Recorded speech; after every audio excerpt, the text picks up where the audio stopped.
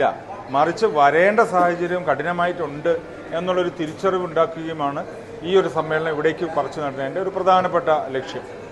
അതുകൂടാതെ ഈ സമ്മേളനത്തിലെ വിദഗ്ധന്മാർ ചർച്ച ചെയ്യുന്ന ടോപ്പിക്കുകളെല്ലാം എങ്ങനെയാണ് നമ്മൾ ഈ പറയുന്ന മോഡേണിറ്റിയെ പറ്റിയും സസ്റ്റൈനബിലിറ്റിയെ പറ്റിയും അല്ലെങ്കിൽ കാലാവസ്ഥയെ പറ്റിയിട്ടും പുതിയ ടെക്നോളജിയെ പറ്റിയിട്ടും അല്ലെങ്കിൽ എൻവയോൺമെൻറ്റിനെ പറ്റിയിട്ടും അതേപോലെ തന്നെ വികസനത്തെ പറ്റി ഇത് ഒരേ ശ്വാസത്തിൽ ഈ പറയുന്ന ബൈനറികൾ അല്ലെങ്കിൽ വ്യത്യസ്തമായിട്ടുള്ള ദ്വന്ദ്വ യുഗങ്ങളിൽ നിൽക്കുന്ന ഈ കാര്യങ്ങൾ ഒരുമിച്ച് എങ്ങനെ നമുക്ക് പറയാൻ വേണ്ടി സാധിക്കും.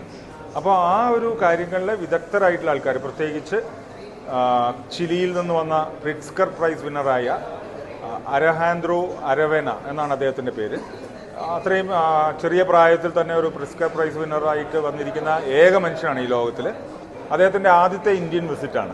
ആ വിസിറ്റ് നമുക്ക് വയനാട്ടിലേക്ക് അദ്ദേഹത്തെ എത്തിക്കാൻ സാധിച്ചു എന്ന് പറയുന്നത് ഈ പറയുന്ന SRC കേരള ചാപ്റ്ററിനെ സംബന്ധിച്ചിടത്തോളം വലിയൊരു അഭിമാനത്തിൻ്റെ ഒരു ഭാഗമാണ്.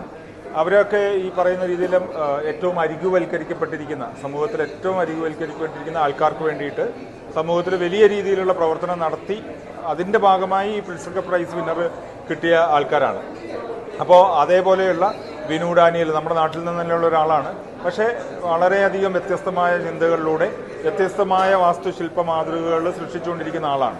അപ്പോൾ ഇങ്ങനെയുള്ള ആൾക്കാരെ എല്ലാം കൊണ്ടുവന്ന് അവരിൽ നിന്നെല്ലാം ഈ പറയുന്ന പ്രകൃതി ദുരന്തങ്ങളും ഒക്കെ ഒരു വലിയ ശബ്ദമായി വലിയൊരു ചർച്ചയാക്കി കൊണ്ടുവരുന്ന ഒരു സംഗതിയാണ് ഇപ്പോൾ നടന്നുകൊണ്ടിരിക്കുന്നത്. അപ്പോൾ ആ ചർച്ചയിൽ നിന്ന് നമുക്ക് ഉരുത്തിരിഞ്ഞു വരുന്ന ആശയങ്ങളെല്ലാം ഈ വയനാടിൻ്റെ പുനർനിർമ്മാണത്തിനും അതുപോലെ തന്നെ ഇതേപോലെ പാരിസ്ഥിതിക ആഘാതങ്ങൾ സംഭവിക്കാൻ സാധ്യതയുള്ള മേഖലകളിൽ എന്ത് ചെയ്യണം, എന്ത് ചെയ്യരുത്, എന്തൊക്കെ പരുവപ്പെടുത്തേണ്ടതായിട്ടുണ്ട്, എന്തൊക്കെ പരിമിതപ്പെടുത്തേണ്ടതായിട്ടുണ്ട്, ഈ ഒരു ചർച്ചകളിലേക്ക് ഇതിൽ നിന്ന് ഉരുത്തിരിഞ്ഞ ആശയങ്ങളെല്ലാം ഗവൺമെൻറ്റിലും ഗവൺമെൻറ് ഇതര സ്ഥാപനങ്ങളിലേക്കും ഞങ്ങളുടെ നേതൃത്വത്തിലുമൊക്കെ കൊടുക്കണമെന്നുള്ള